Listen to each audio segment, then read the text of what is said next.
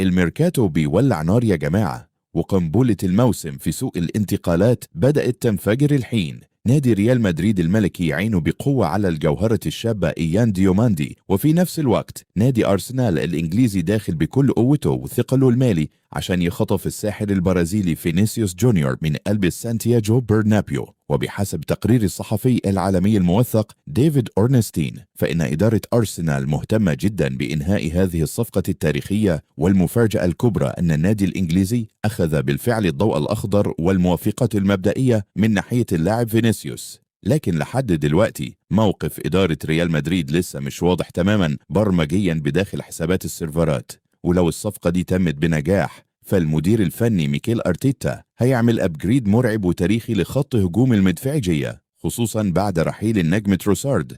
فينيسيوس جونيور هيضيف سرعة جنونية ومهارة برازيلية خارقة وحس تهديفي عالي جدا أمام المرمى، وهيصنع مع النجم بوكايو ساكا ثنائي هجومي مرعب يخوف أي خط دفاع بداخل قارة أوروبا بالكامل.